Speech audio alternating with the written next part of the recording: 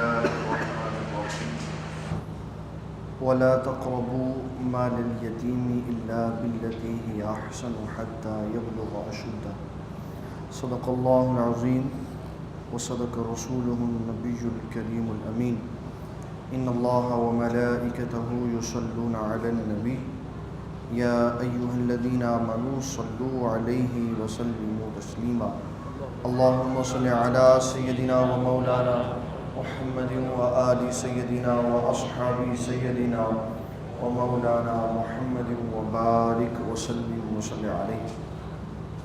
السلام علیکم ورحمۃ اللہ وبرکاتہ. آج ہمارا ہفتہ وار میں جو مضمون ہے گناہ کبیرہ کے بارے میں. ان گناہ کبیرہ میں سے ایک بہت بڑا گناہ ہے یتیم کا مال کھانا. یتیم کا مال کھانا. سب سے پہلے ہمیں یہ پتہ ہونا چاہیے یتیم کون ہوتا ہے. شریعت مطہرہ میں جس شخص کا باپ وصال کر جائے اس کو یتیم کہتے ہیں، اور اس لفظ کا اطلاق بلوغت تک اس کے ساتھ متصل رہتا ہے. بالغ ہونے کے بعد وہ یہ لفظ اپنے ساتھ نہیں لگا سکتا، اور یہ وہ بچہ ہے جو لوگوں کی ہمدردیوں کا مستحق ہے. کریم آقا علیہ السلام میں ارشاد فرماتے ہیں جس کا دل سخت ہو اور وہ یہ چاہتا ہو کہ اللہ تعالیٰ اس کا دل نرم فرما دے تو وہ یتیموں کے سر پہ ہاتھ پھیرا کرے. اللہ تعالیٰ جل مجیدہ الکریم ارشاد فرماتا ہے وَلَا تَقْرَبُوا مَالَ الْيَتِيمِ إِلَّا بِالَّتِي هِيَ أَحْسَنُ حَتَّى يَبْلُغَ أَشُدَّهُ. یہ بہت بڑا گناہ کبیرہ ہے کہ یتیم کسی کی کفالت میں ہو تو وہ یتیم کا مال کھا جائے. وہ یتیم کا یہ بھی ایسے ہی ہے، اور یتیم کا مال کھانے کے لیے اس کو اپنی کفالت میں لے کے آنا یہ بھی گناہ کبیرہ ہے. خود صاحب مال ہو اس کے ایک پیسے کو استعمال کرنے کی شریعت مطہرہ نے اجازت نہیں دی. اپنے پیسے سے اس کی کفالت کرے، اپنے پیسے سے اس کو کھانا کھلائے، اپنے پیسے سے اس کی تعلیم و تربیت کا خیال رکھے. لیکن اگر غریب ہے، مفلس ہے، اس کا بوجھ نہیں اٹھا سکتا، اپنے پیسے سے اپنا بوجھ اٹھائے، اس کے پیسے سے اس کا بوجھ اٹھائے. اس کے پیسے سے اپنا بوجھ اٹھانے کی شریعت مطالعہ نے تب بھی اس کو اجازت نہیں دی. اور اگر خود مفلس ہے، اپنے ہاں کھانا نہیں پکتا تھا اور کبھی کبھی کھانا پکتا تھا، پھر ایک مالدار یتیم اس کی کفالت میں آ گیا، اس کے آنے کی وجہ سے اس کے گھر کے بھی کھانا کھانے لگے، تب بھی شریعت نے اس کے اوپر یہ پابندی عائد کی ہے اگر پہلے خشک روٹی کھاتا تھا تو یتیم کے مال سے صرف خشک روٹی کھانے کی اجازت ہوگی، گھی والی نہیں کھا سکتا کہ یہ اس کے حقوق کا ضیاع ہوگا، اس کے مال کا ضیاع ہوگا. اللہ تعالیٰ فرماتا ہے کہ یتیم کے مال کے پاس نہ جاؤ مگر اچھے طریقے. وہ اچھا طریقہ یہی ہے کہ جتنی ضرورت ہو اتنا استعمال کرو. اگر خود مفلس ہو، اگر خود متوسط طبقے سے تعلق رکھتے ہو تو اپنے پیسے سے اپنا کام کرو، اس کے پیسے سے اس کا کرو. اور اگر امیر ہو تو اپنا اور اس کا کام اپنے پیسے سے کرو، اس کے مال کو بچا کے رکھو. اور جب وہ بالغ ہو جائے تو اس کے ہاتھ میں اس کا مال نہیں پکڑاؤ. ایسا نہیں. 5 سال کی عمر میں اس کا باپ وصال کر گیا، 15 سال کی عمر میں وہ بالغ ہوا، 10 سال اس کے مال کی حفاظت کی، پھر ضائع کرنے کے لیے اس کو دے دی نہیں.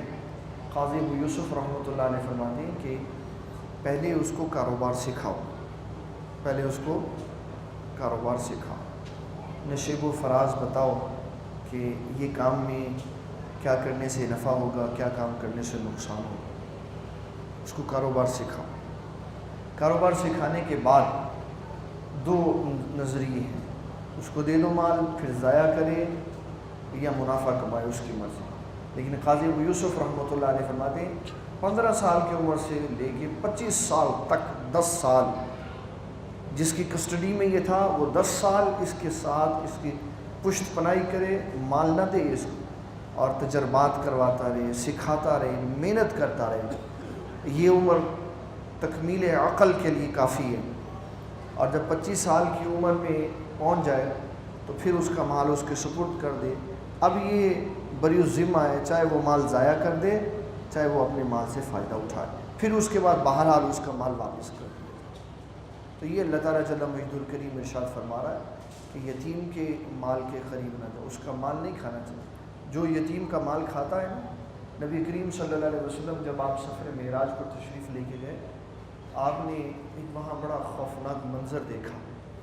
ایک بندہ اپنے پیٹ کو جہنم کی آگ سے بھر رہا، انگارے ڈال رہا۔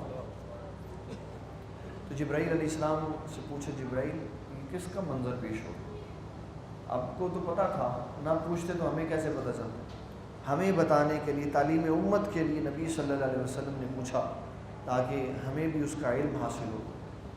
آپ نے فرمایا، جبرائیل علیہ السلام یہ کس چیز کی منظر کشی ہو رہی؟ عرض کی، یا رسول اللہ صلی اللہ علیہ وسلم، یہ وہ انسان ہے جو یتیم کا مال کھاتا اور اپنے پیٹ کو جہنم کی آگ سے، اور جس صحابی نے یہ روایت بیان کی اس نے بتایا کہ نبی صلی اللہ علیہ وسلم نے فرمایا کہ وہ انگاروں سے پیٹ بھر رہا تھا اور باہر سے نظر آ رہے تھے، پیٹ میں انگارے موجود، پیٹ میں انگارے موجود۔ یتیم کا مال کھانے کی اجازت نہیں۔ جو یتیم کا مال کھاتا ہے نا، وہ کبھی نہ دنیا میں کامیاب ہو سکتا ہے نہ آخرت میں بہت مالدار بھی ہوگا نا، سب ضائع ہو جائے۔ اس لیے یتیم کے مال کو کبھی ایسے میلی نگاہ سے نہیں دیکھنا چاہیے۔ بہت بڑی ذمہ داری ہے، اگر کسی کے ہاں یتیم آ جائے اس کی کفالت کرنا، اس کے مال کی حفاظت کرنا، اور پھر اس کا مال اس تک پہنچا دینا۔ نبی کریم صلی اللہ علیہ وسلم آپ ارشاد فرماتے ہیں، یتیم کو مارنا نہیں چاہیے، یتیم کو مارنا نہیں چاہیے۔ جب کوئی بندہ یتیم پہ ہاتھ اٹھاتا ہے نا، اللہ تعالیٰ اس سے خطاب فرماتا ہے کہ اے بندے، تو اس بچے کو مار ہے جس کے باپ کو میں نے اپنے پاس بلا لیا، اس کو نہیں مارنا چاہیے، اس سے پیار کرنا چاہیے، ہمدردی اور شفقت کرنا۔ وہ بیچارہ تو آگے ہی بڑا دکھی ہے، اس کا شفیق باپ چلا گیا۔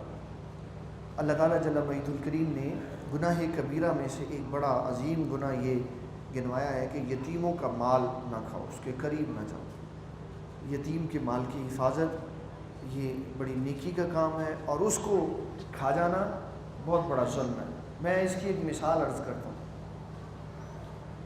یہ مشاہدے کی بات ہے جو میں بتاتا ہوں۔ اگر دو بھائیوں میں آپس میں عمروں کا فرق ہو نا، عمروں کا، ایک بڑا ہے دوسرا چھوٹا ہے، تو جو بڑا ہوتا ہے وہ چھوٹے بھائی کے مال پہ قابض ہو جاتا ہے۔ پھر جب وہ بھی جوان ہوتا ہے تو پھر آپس میں لڑائی جھگڑے پیدا ہو جاتے ہیں، اور کہتے ہیں جی میرا مال کھا گیا، وہ کہتے ہیں میرا مال کھا۔ یہ میں نے خود دیکھا ہے کسی خاندان میں، ایک بھائی بہنوں میں سب سے چھوٹا، دوسرا بڑا سب سے، دونوں مال کی وجہ سے آپس میں ایک دوسرے سے الجھ رہے ہیں، کہتے ہیں میرا مال کھا گیا۔ اب جس نے مال کھایا اس کا بھی کچھ نہیں بن رہا اور اس کو بھی کچھ نہیں دے رہا تاکہ اس کا کوئی بھلا ہو جائے۔ اور اگر یتیم کا مال کھایا گیا ہے اور جس نے یتیم کا مال کھا لیا ہے اور وہ دینے کا ارادہ نہیں رکھتا اور اس کے پاس ہے بھی، تو اس کے اندر برکت نہیں کبھی بھی آ سکتی۔ وہ جو مرضی کر لے، جتنی مرضی محنت کرے، جتنا مرضی رزق کمائے، اس کے رزق کے اندر برکت نہیں آ سکتی۔ کیوں؟ اس کے اندر ایک مظلوم کا مال شامل ہے، اور اگر وہ اپنے مال کے اندر برکت پیدا کرنا چاہتا ہے تو اس یتیم کو مال اس کا دے دے، پھر دیکھے اللہ کیسے برکت پیدا فرماتا ہے۔ جب اپنے مال سے کسی کا مال نکالیں گے نہیں نا، برکت نہیں آئے گی۔ جس طرح کہ زکوٰۃ کا مال ہمارے مال کے اندر ہوتا ہے، تو جب تک ہم اس مال کو نکالیں نا تو مال میں برکت نہیں آتی۔ اسی طرح یتیم کا مال بھی جب تک انسان کے مال میں شامل ہوتا ہے، انسان اس کو نکالے نا تو برکت نہیں آتی۔ اس کی مثال علماء کرام نے ایسے بیان کی ہے کہ جیسے فصل کے اندر چھوٹے چھوٹے پودے پیدا ہو جاتے ہیں، جڑی بوٹیاں آ جاتی ہیں۔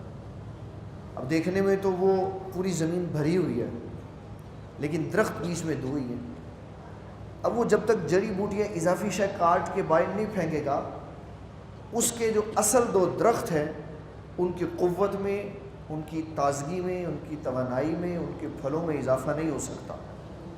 وہ یہ سمجھتا رہے کہ اگر یہ بھی سارا میرا مال ہے تو اس کے درخت تناور نہیں ہوں گے، پھلدار نہیں ہوں گے، اور ان سے ان کو فائدہ نہیں حاصل ہوگا۔ ان کو فائدہ پہنچانے کے لیے اس کو ساری زمین کی صفائی کرنی پڑے گی، جو اس کا مال نہیں ہے اس کو نکال کے باہر پھینکنا پڑے گا۔ اسی طرح اگر کوئی بندہ اپنے مال میں برکت چاہتا ہے تو اس کو یتیم کا مال نکالنا پڑے گا، اگر اس کے مال کے اندر شامل ہے۔ جو ہی وہ یتیم کا مال نکالے گا اللہ اس کے مال میں برکت پیدا فرما دے گا۔ یہی حال یتیم کے مال کا ہے، یہی حال زکوٰۃ کے مال کا ہے۔ کیوں؟ یہ دونوں ہمارے مال نہیں ہیں، یتیم کا مال کسی اور کا مال ہے اور زکوٰۃ کا مال یہ اللہ کا مال ہے۔ اس نے ہمارے مالوں کے اندر ایک مخصوص خطیر رقم غرباء کے لیے رکھی ہوئی ہے کہ یہ تم نے غرباء کو دینی۔ تو یہ گناہ کبیرہ ہے کہ انسان کسی کے مال کو ہڑپ کر جائے، کھا جائے، اور اگر وہ اپنے اللہ تعالیٰ کا ڈر اور خوف رکھتا ہے اس کو کسی کے مال کا ایک روپیہ بھی اپنے مال میں نہیں رکھنا چاہیے۔ بوجھ اس کے اوپر ہو تو ہو، بوجھ اس کے اوپر ہو تو ہمارے اوپر نہیں ہونا چاہیے۔ تو اللہ تعالیٰ جل مجید الکریم ہمیں ان کبیرہ گناہوں سے بچنے کی توفیق عطا فرمائے، اور اللہ تبارک و تعالیٰ جل مجید الکریم سے اپنے گناہوں کی مغفرت طلب کرنے کی توفیق عطا فرمائے۔ وما علینا الا البلاغ۔